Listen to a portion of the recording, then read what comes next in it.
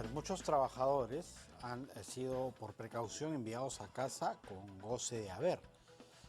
¿Cómo recuperamos luego esas horas no trabajadas? Porque hemos estado recibiendo una remuneración a cambio de un trabajo, digamos, no realizado hasta el momento en medio de esta coyuntura de pandemia. Vamos a conversar de este tema con Germán Lora, que es profesor de San Germán. ¿Qué tal? ¿Cómo está? Muy buenas tardes. ¿Cómo estás? Buenas tardes, ¿qué tal? ¿Cuáles son los procedimientos o esto responde a un acuerdo previamente establecido entre el trabajador y el empleador?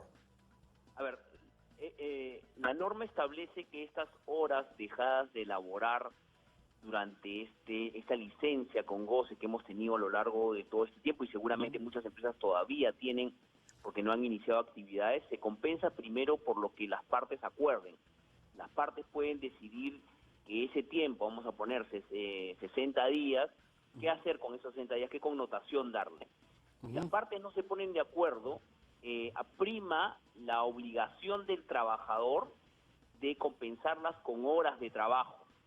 Entonces, lo primero es compensarla con beneficios económicos, como está en la diapositiva, compensarla con beneficios económicos, es decir, el trabajador puede, en acuerdo con su empleador, decir que esos 60 días corresponden a vacaciones, ya sea vencidas, vigentes, o también con algún otro beneficio económico. No está descartada la posibilidad de que el trabajador establezca que los días que ha dejado de elaborar en los últimos 2 meses y medio, correspondan, por ejemplo, puedan compensarse con la gratificación de julio, la gratificación de diciembre, o algún otro beneficio como las utilidades, si es que la empresa arroja utilidades en el año 2020.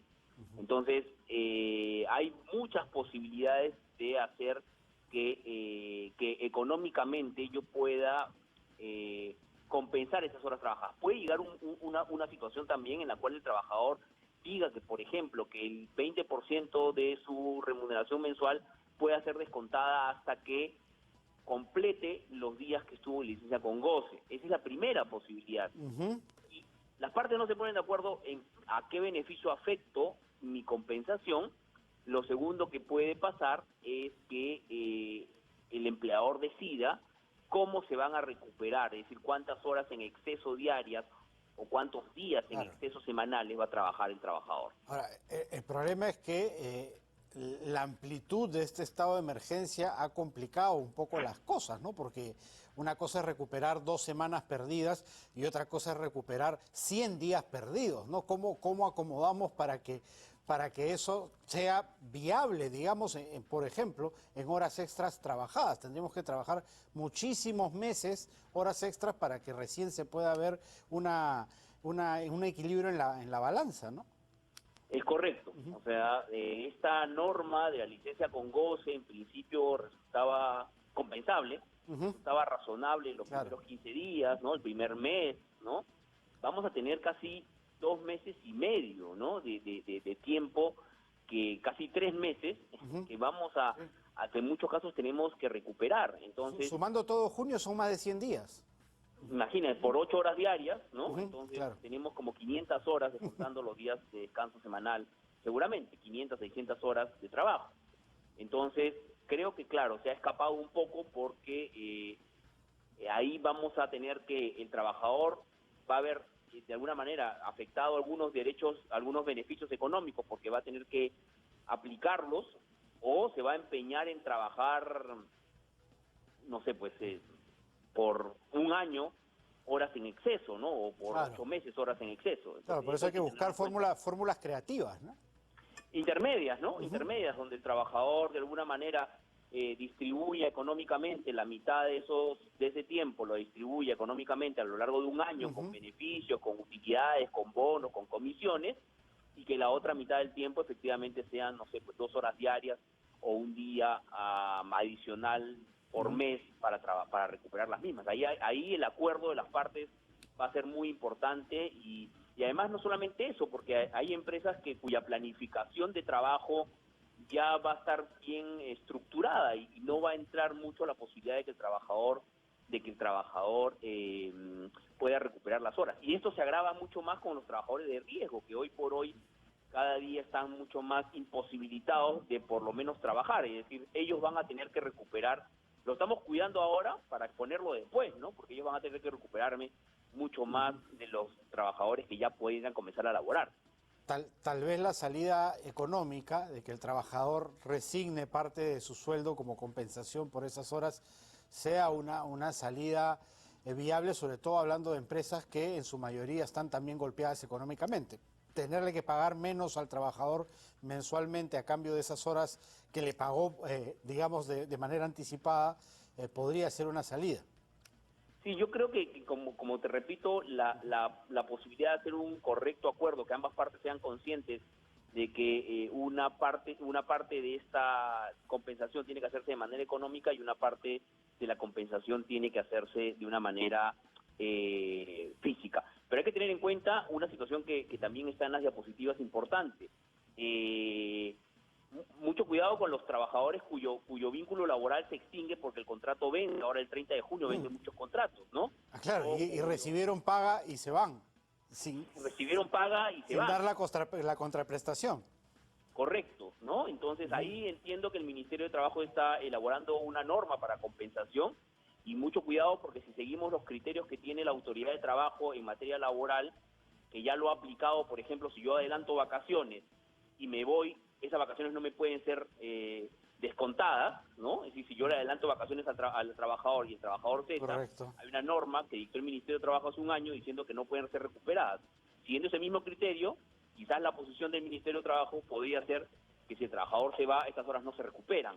Claro, porque hay que recordarle a la teleaudiencia que muchas empresas lo que optaron es por dar vacaciones adelantadas a sus trabajadores, vacaciones pagadas, pero a cuenta de las futuras, ¿no? Para no entrar en este tema de que después se tengan que recuperar las horas que se hace un poco complicado. Además, cuando se supone que por este tema del distanciamiento social y reestructuración en oficinas, por ejemplo, la distribución va a ser otra. Sí, claro, y ahí yo creo que a pesar de que muchas empresas ya comenzaron a trabajar, muchas actividades han podido, en esta fase 1, podido activar, hay trabajadores que van a mantener por mucho tiempo o el trabajo remoto o la licencia con goce, ¿no? Y eso va a seguir generando, como lo hemos conversado, un inconveniente cuando nos sentemos a buscar la recuperación de las mismas. Ahí va a venir un problema, por eso que creo que el consejo es que las empresas y los trabajadores vayan viendo un poco cómo podemos ir recuperando esas horas sin esperar una situación más complicada a futuro, ¿no? Porque Ahora, además los beneficios laborales van a comenzar a devengarse, ya se va a pagar la gratis de julio en julio y ese beneficio no va a poder ser aplicado y así sucesivamente, ¿no?